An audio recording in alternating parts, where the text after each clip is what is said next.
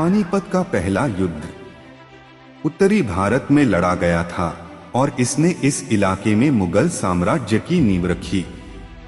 यह उन पहली लड़ाइयों में से एक थी जिसमें बारूद, अग्निअस्त्र और मैदानी तोपखाने को लड़ाई में शामिल किया गया था।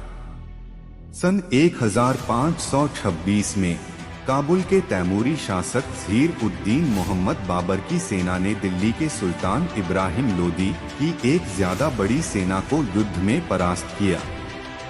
युद्ध को 21 अप्रैल को पानीपत नामक एक छोटे से गांव के निकट लड़ा गया था, जो वर्तमान भारतीय राज्य हरियाणा में स्थित है।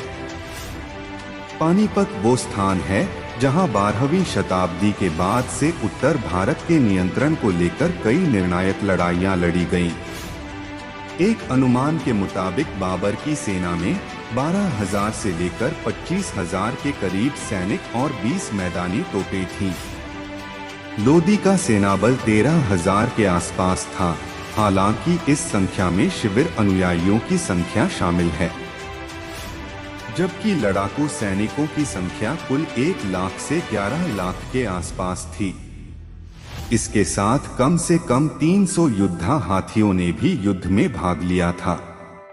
क्षेत्र के हिंदू राजा राजपूतों इस युद्ध में तटस्थ रहे थे, लेकिन ग्वालियर के कुछ तोमर राजपूत इब्राहिम लोदी की ओर से लड़े थे। इस युद्ध में बाबर ने तुलुगमा पद्धति का प्रयोग किया था। इसका एक अन्य नाम उच्चतर युद्ध कौशल था। यह अब तक के युद्धों में पहला ऐसा युद्ध था जिसमें इसका प्रयोग किया गया।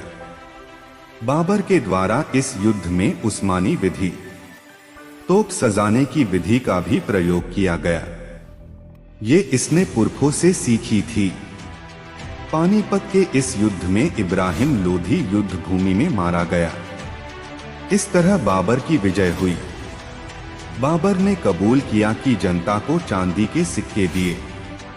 इस उपरांत बाबर को कलंदर की उपाधि दी गई।